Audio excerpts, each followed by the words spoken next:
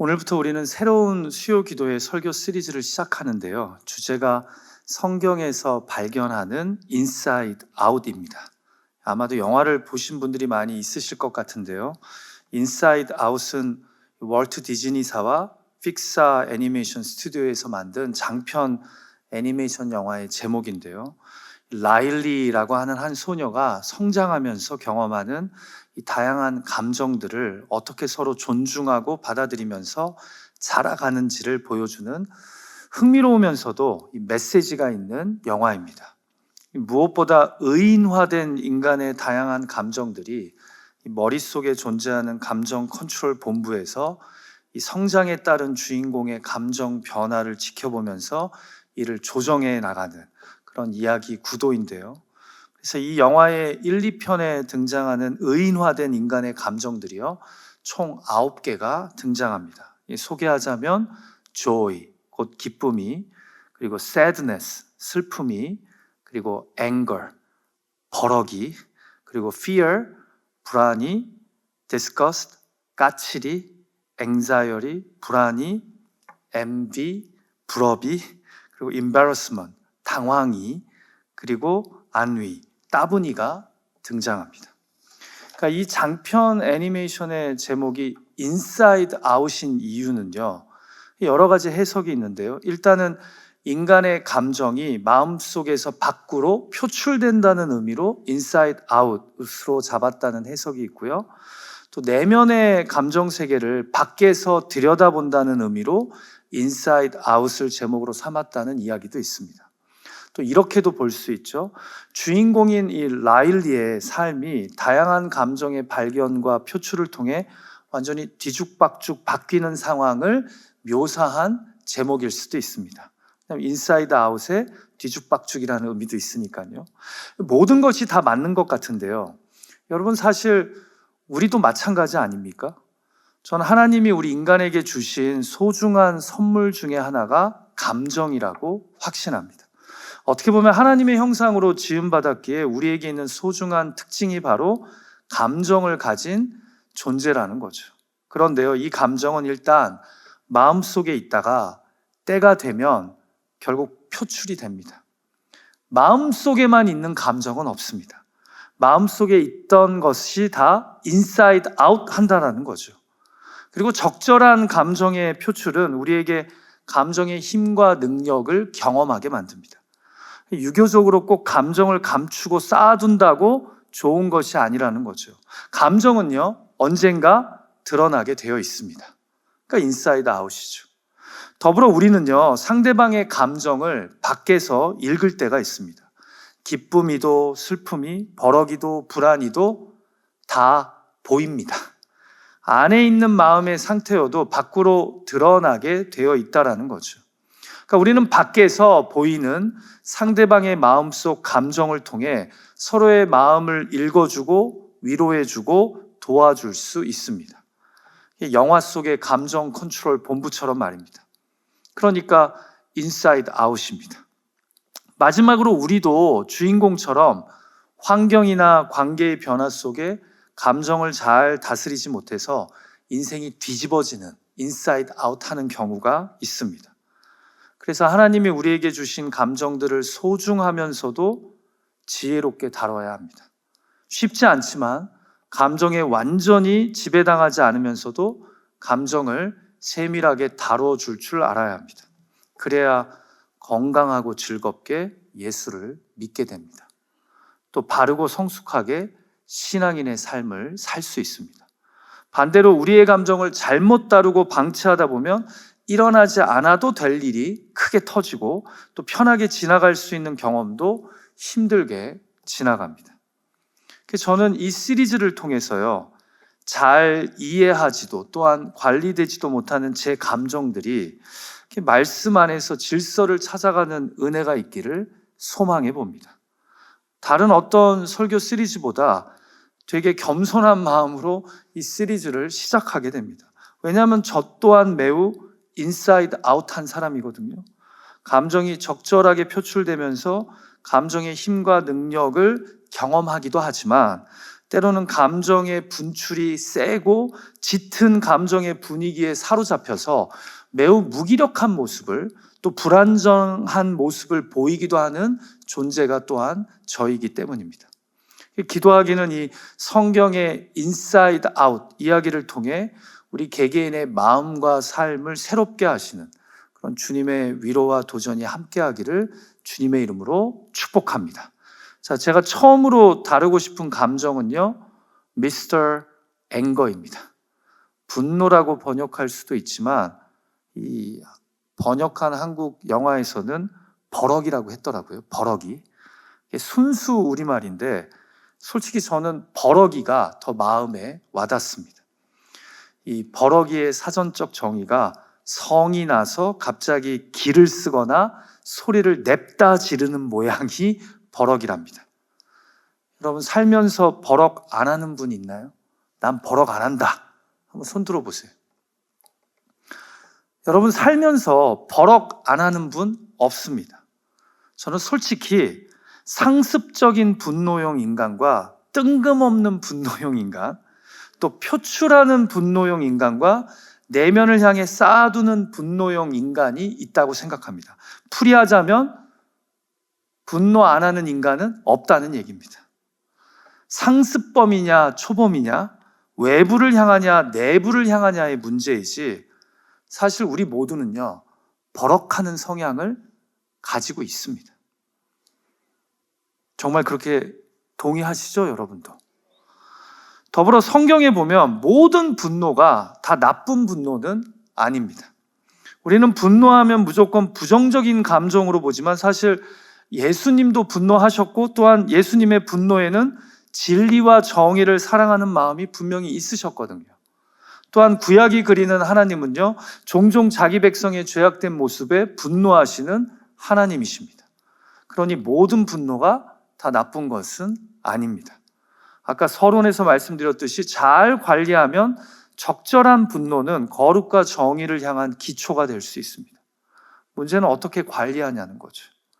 이런 관점에서 제가 오늘 살펴보고 싶은 분노의 사람은 바로 모세입니다. 모세. 우리가 성경에 보면요 모세가 버럭이가 되었던 적이 제법 있습니다. 그 중에서도 두 개의 분노에 좀 집중했으면 하는데요. 하나는 출애굽기 32장에 나오는 금송아지 우상에 제사하는 이스라엘 백성을 보고 버럭하는 모세의 모습이고요. 또 하나는 민수기 20장에 가데스에서 목말라 하는 백성들 앞에서 버럭한 모습입니다. 자, 먼저 민수기 20장에 등장하는 모세의 분노를 묵상했으면 하는데요. 이 이야기에서 발견하게 되는 분노에 대한 깨달음은요, 후회하는 분노는 나의 위치를 착각하고 상대방의 몰인정에 사로잡힐 때 발생한다는 점입니다. 좀 기니까 다시 한번 읽어드릴게요. 후회하게 되는 분노는 무엇을 착각해요? 나의 위치를 착각하고 상대방의 몰인정에 사로잡힐 때 발생한다는 겁니다. 한마디로 이야기하자면 분노는요, 많은 경우 자존감의 문제라는 겁니다. 여러분 아마도 모세가 자신의 지나온 삶 중에서 가장 후회하는 순간을 하나 꼽으라면 저는 그가 주저하지 않고 오늘 본문의 가데스 이야기를 꺼낼 거라고 확신합니다. 왜냐하면 신명기 3장에서도 그가 요단강 동편에서 그렇게나 하나님께 요청했던 것이 출애굽 이스라엘들과 함께 가나안 땅에 제발 입성하게 해달라는 기도였거든요. 그런데 하나님이 안 된다고 매몰차게 거절하시죠. 그런데 오늘 본문을 보면 그가 그렇게나 소망했던 가나안 땅 입성이 거부된 이유가 무엇입니까? 같이 민수기에 나오는 이 20장 12절 말씀을 함께 읽어볼까요? 같이 읽죠. 시작.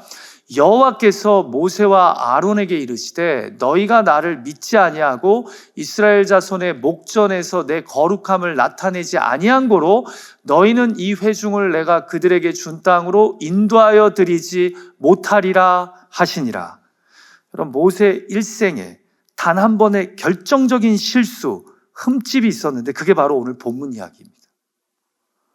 자, 그런데 왜 이런 안타까운 일이 벌어진 겁니까? 모세의 버럭 때문이었습니다. 본문의 배경이 이래요. 약 40여 년의 광야 생활을 거의 마무리하는 시점에서요, 이스라엘 민족이 가데스 땅에서 물이 부족해집니다.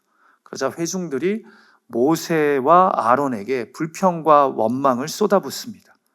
백성이 모세와 다투어 말하여 이르되 우리 형제들이 여호와 앞에서 죽을 때에 우리도 죽었더라면 좋을 뻔하였도다. 이게 벌써 딱 이 백성들의 발언을 보면요, 이게 모세가 화낼만 하지 않습니까? 얼마나 힘들게 이 원망과 불평의 백성을 데리고 여기까지 왔는데 아직도 리더십을 흔듭니다. 5절에서는 심지어 너희가 어찌하여 우리를 애굽에서 나오게 하여 이 나쁜 곳으로 인도하였느냐, 원색적인 비난을 합니다. 여기까지 정말 힘들게 광야 40여 년을 보내면서 데리고 왔는데 백성들을, 제가 만약에 백성들에게 이런 말을 들으면요, 정말 화딱지가 날 것 같습니다. 나의 수고와 헌신에 대한 인정은 하나도 없고 내 마음을 조금이라도 공감해주고 위로해주는 사람이 없기 때문입니다. 자, 그럼에도 40년 동안 하나님의 도우심으로 이들을 이끈 모세와 아론이기에 6절을 보니까 회막문에 엎드려 하나님께 기도합니다. 백성들이 원망하고 불평하니까요. 이 위기를 우리가 어떻게 헤쳐갈 수 있을까요? 하나님 도와주세요. 그러니까 하나님이 모세에게 말씀해요. 지팡이를 가지고 내 형제 아론과 함께 회중을 모으고 그들의 목전에서 반석에게 명하여 물을 내라고 말입니다. 그리고 그 명령을 받고 모세가 지팡이를 들고 회중들을 반석 앞에 불러 모읍니다. 자, 그런데 그 다음이 중요해요. 본문 어디에도 분노라는 단어, 모세가 성질 부렸다는 말이 없지만 20장 10절과 11절 말씀은 우리에게 중요한 힌트를 줍니다. 같이 10절과 11절 말씀 읽어볼까요? 시작. 모세와 아론이 회중을 그 반석 앞에 모으고 모세가 그들에게 이르되 반역한 너희여 들으라. 우리가 너희를 위하여 이 반석에서 물을 내랴 하고 모세가 그의 손을 들어 그의 지팡이로 반석을 2번 치니 물이 많이 솟아나오므로 회중과 그들의 짐승이 마시니라. 여러분, 저는 이 말씀이요, 본문을 이해하는 데 있어 매우 중요한 감춰진 모세의 분노가 드러나는 인사이드 아웃의 순간이라고 생각합니다. 보세요. 일단 뭐라고 불러요? 백성들을 반역한 너희여. 풀이하자면 야, 이 반역자들아 하면서 시작하는 거예요. 그러면서 하나님의 거룩하심을 드러내려고 해요. 화내면서.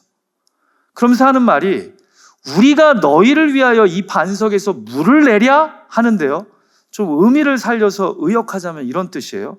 우리가 너희 같은 놈들을 위해 물을 줘야 할까? 라고 지금 이야기하는 거예요. 느낌이 오세요? 그리고 마지막에 하나님의 권세를 상징하는 지팡이로 반석을 2번이나 후려칩니다. 여러분, 저는 그냥 쳤다라고 생각하지 않아요. 후려쳤어요. 마치 성질난 리더가 이 지팡이로 말 안 듣고 불평과 원망을 일삼는 백성들을 내려치고 싶은 감정이 실린 것처럼. 자, 이제 이해가 되시나요?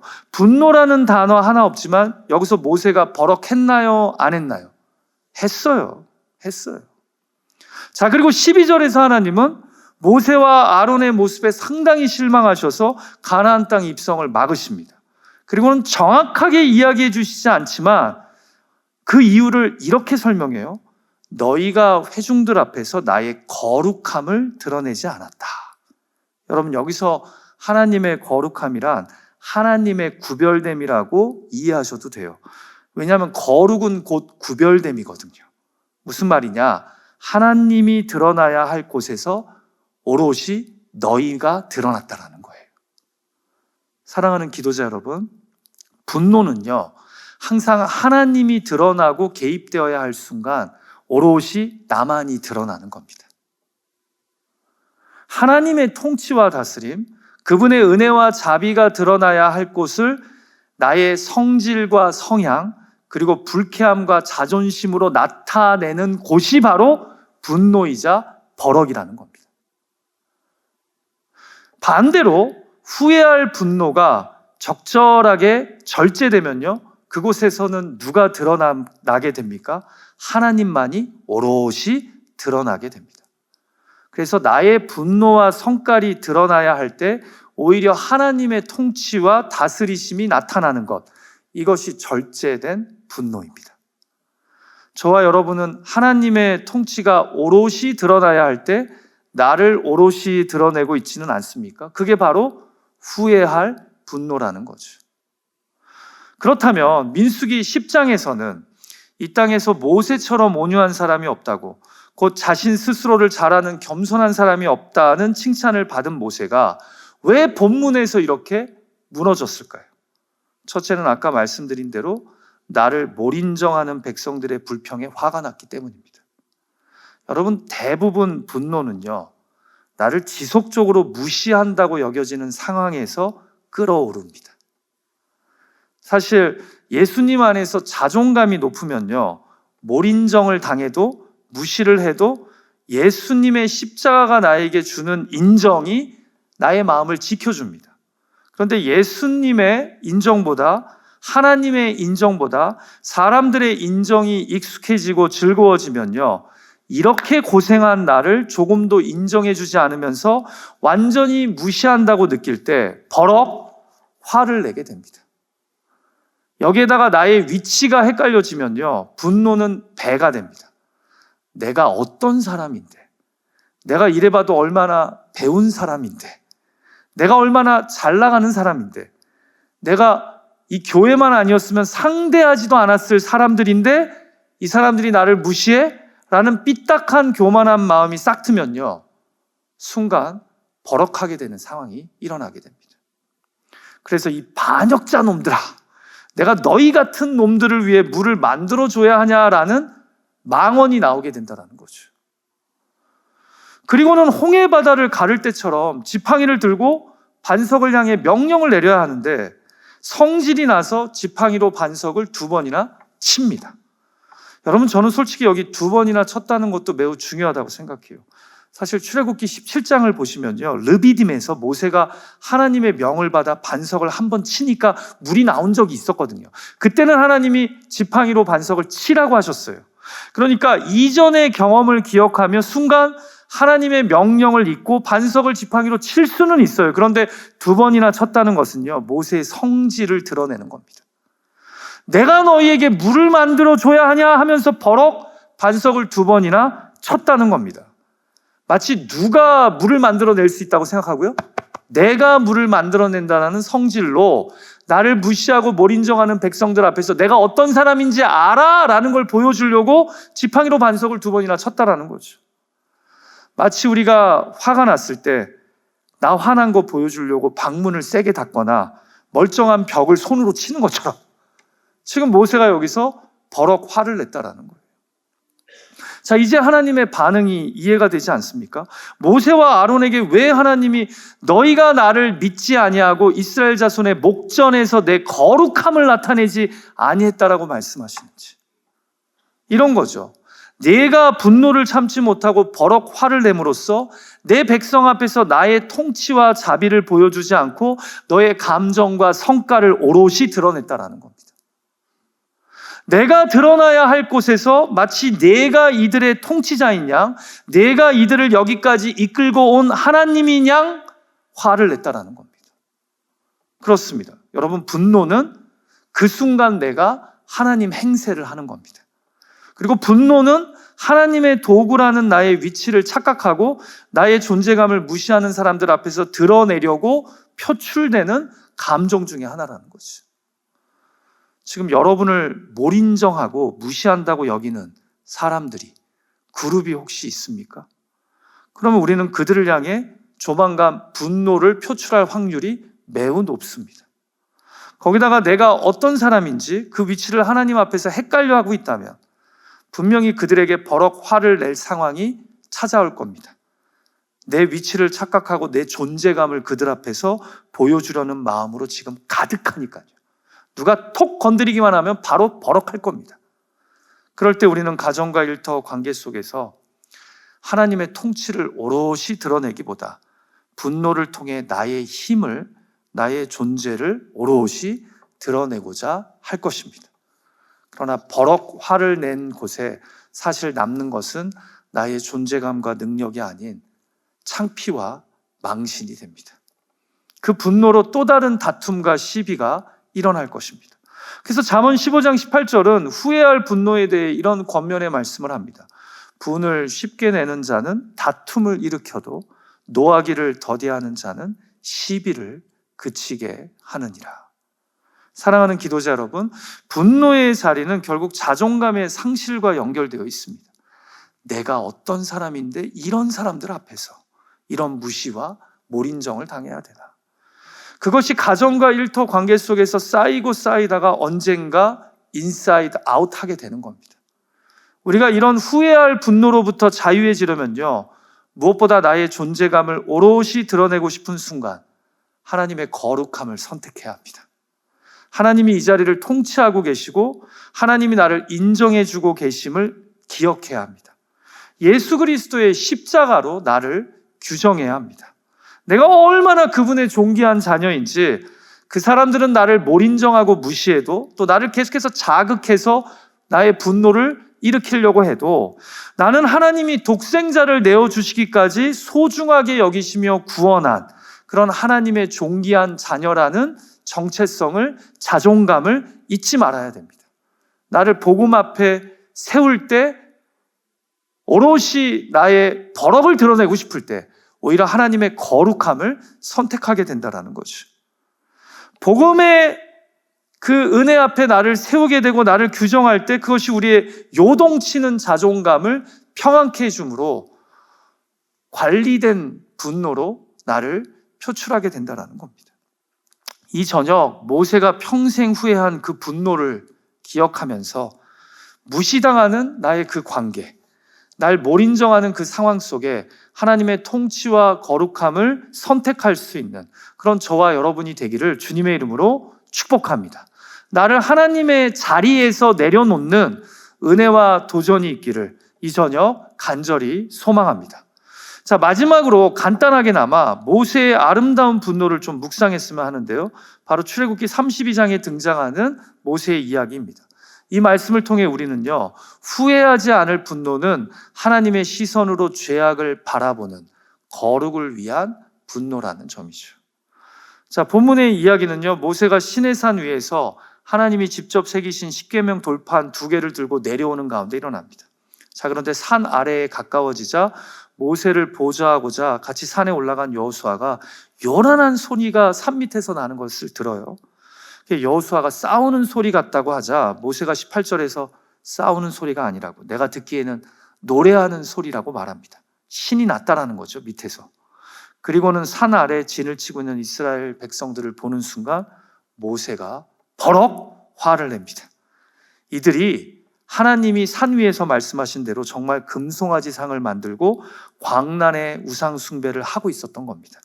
같이 우리 출애굽기 말씀 19절 말씀 한번 읽어볼까요? 시작. 진에 가까이 이르러 그 송아지와 그 춤추는 것들을 보고 크게 노하여 손에서 그 판들을 산 아래로 던져 깨트리니라. 모세가 그 온유함과 겸손함이 지면에 그와 같은 사람이 없다고 하는데 한 성과를 합니다. 화딱지가 나니까 모세가 이 하나님의 십계명이 적혀있는 증거판을 산 아래로 집어 던져버려요. 그래서 하나님이 손으로 적으신 십계명 돌판이 깨집니다. 여러분, 어떤 사람은 이런 모세의 모습을 보면서 그가 자기 감정을 추스리지 못하고 버럭 화를 낸 것으로 말할지 모르겠습니다. 그런데 제가 볼 때는요, 메시지가 있는 감정의 분출입니다. 여러분, 지금 막 모세는 이스라엘 백성들을 대표해서 하나님과 언약을 맺고 그 증거로 십계명이 적힌 돌판을 받았습니다. 거기에 우상을 만들지도 말고 하나님 외에 다른 신들을 섬기지도 말라는 내용이 적혀 있어요. 그런데 지금 산 아래에 내려와 보니 정말 하나님이 산 위에서 말씀하신 것처럼 금송아지 상을 만들어서 숭배하며 광란에 제사를 드리는 백성들의 모습을 본 겁니다. 그리고 모세가 너무나 충격을 받은 거예요. 여기서 모세가 크게 화를 내며 증거판을 던져 깨트리고 나 이런 백성들의 리더 못 해먹겠다고 하고 자리를 떠난다면 그것이야말로 무책임한 분노에 불과하죠. 그런데 돌판을 던져 깨트림으로 이스라엘 백성들이 하나님과 맺은 언약을 깨트렸음을 가시적으로 보여주는 거예요. 그리고서는 바로 금송아지 상을 가져다가 불살라 부수어 가루를 만들어 버립니다. 그러니까 하나님의 마음으로 지금 뭐 하고 있는 거예요? 분노하고 있는 거예요. 같이 20절 말씀 읽어볼까요? 시작. 모세가 그들이 만든 송아지를 가져다가 불살라 부수어 가루를 만들어 물에 뿌려 이스라엘 자손에게 마시게 하니라. 또 혹시 여기서 또 어떤 분들이 이런 질문할지 모르겠어요. 아니, 금송아지인데 어떻게 금을 불살라 가루로 만듭니까? 근데 여러분 기억하실지 모르겠어요. 성막 안에 모든 성물은요 다 조각목으로 만든 다음에 금을 칠한 겁니다. 그러니까 금송아지상도 마찬가지예요. 나무로 만든 다음에 금으로 칠한 거예요. 그러니까 그걸 다 뿌개서 가루로 만든 다음에 그것을 마셨다라는 거죠. 그래서 성경학자들은 금송아지상이 나무로 형상을 만든 후에 금을 덧입힌 것으로 봅니다. 그래서 불살라 부수어 가루를 만든 겁니다. 여러분 이것이 중요합니다. 화만 내면 뭐합니까? 문제의 원인을 제거했다라는 거죠. 그 부순 가루를 백성들로 하여금 물에 타 마시겠다는 것은 성경학자들마다 의견이 다르지만 아마도 금송아지상의 가루를 마심으로 우상 숭배에 대한 책임을 묻고 범죄를 확증시켜주는 상징적 행위를 이들이 했다라고 봅니다. 그러니까 여러분, 저는 오늘 본문에서요 하나님의 마음으로 죄악된 백성들을 보면서 분노하고 그래서 금송아지 상을 깨부수고 백성들의 죄악을 인정하고 깨닫게 하는 모세의 모습을 보게 됩니다. 여러분 오늘날의 시대에 사라진 분노가요 바로 이런 분노입니다. 하나님의 마음으로 죄악을 바라보고 하나님의 마음으로 죄악을 제거하기 원하고 하나님의 마음으로 내가 죄인됨을 인정하고 그것에 분노하면서 다시 나를 새롭게 시작하려고 하는 모습. 그게 분노라는 감정에서 시작된다라니까요. 거룩한 분노죠. 하나님과 같은 마음으로 죄악을 바라보기에 분노할 줄 알고 하나님과 같은 마음으로 우리 공동체의 문제를 바라보기에 우리 공동체 안에 들어와 있는 나의 우상을 제거하고 우리가 하나님 앞에 죄 지었음을 인정하는 리더의 모습. 이것이 우리에게 필요한 거룩한 분노라는 겁니다. 뒤에 나올 아론의 반응과는 매우 달라요. 모세의 리더십에는 잘못이 있다면 그 잘못을 인정하고 시정함으로써 어떻게든지 공동체를 끝까지 포기하지 않으려는 모습을 보여줍니다. 하나님의 마음으로 공동체의 죄악을 바라보고 난 모르겠다고 하고 백성들과 담을 쌓고 거리를 유지하기보다 어떻게든 하나님과 백성들 사이의 문제를 해결하고자 노력하는 모세의 모습 말입니다. 근데 이 노력의 출발이 뭐였더라고요? 거룩한 분노였다라는 겁니다. 하나님의 마음으로 우리의 죄악을 바라보는 분노가 이런 일들을 행하게 만들었다는 거죠. 여러분 우리도 마찬가지예요. 나의 가정과 일터, 교회를 볼 때 내가 아니라 우리 하나님이 보시기에 마음 아파하시고 분노하실 모습들이 있지 않습니까? 은연중 우상이 침투해서 우상을 너무나 사랑하는 모습이 나의 가정, 일터, 교회 안에 있지는 않냐라는 겁니다. 그런 모습의 모세와 같은 심정으로 하나님의 마음으로 거룩하게 분노하고 계십니까? 아니면 나랑은 상관없다고 내가 노력해도 바뀌지 않을 거라고 그냥 수수방관하고 계시진 않습니까? 사실 우리 공동체의 죄악이 나의 죄악이라는 그런 생각을 갖고 계십니까? 하나님은 그런데 이런 우리 가정의 모습, 나의 일터의 모습을 보고 아파하심을 넘어 어떨 때는 분노하고 계시다라는 거죠. 그 죄악을 오버컴하지 못하는 우리의 모습, 그 죄악에 안타까워하지도 않고 슬퍼하지도 않는 우리의 모습을 보고 하나님이 진노하고 계실 수 있다는 거죠. 그런데 모세는 하나님의 마음으로 죄악을 바라보는 거룩한 분노를 보여줍니다. 기도하기는 우리도 모세처럼 우리 안에 침투한 헛된 우상을 불태워야 될 줄 믿습니다. 그리고 금가루를 물에 마시게 함으로써 우리가 죄를 범했음에도 나의 가정이, 사업이, 관계가 죄를 범했다는 것을 인정해야 합니다. 그것이 리더의 바른 모습이요. 그렇게 해야 그나마 내가 속한 공동체가 하나님 앞에서 회복될 수 있는 기회를 얻게 된다는 거죠. 오늘 이 저녁 하나님의 마음으로 나와 나의 가정과 일터, 교회를 바라보는 가운데 주님의 마음이 나의 마음이 되고 그렇게 우리 안에 있는 우상과 죄악에 다시 마음 아파하며 이를 제거할 수 있는 은혜가 우리 가운데 있기를 주님의 이름으로 축복합니다. 말씀을 마칩니다. 후회하는 분노는 나의 위치를 착각하고 상대방의 몰인정에 사로잡힐 때 발생합니다. 한마디로 분노는 많은 경우 자존감의 문제라는 거죠. 두 번째로 후회하지 않을 분노는 하나님의 시선으로 나와 우리의 죄악을 바라보는 거룩을 위한 분노입니다. 오늘 주신 말씀을 가지고 우리 안에 분노가 잘 관리되고 또 적절하게 발휘될 수 있는 은혜가 있기를 주님의 이름으로 축복합니다.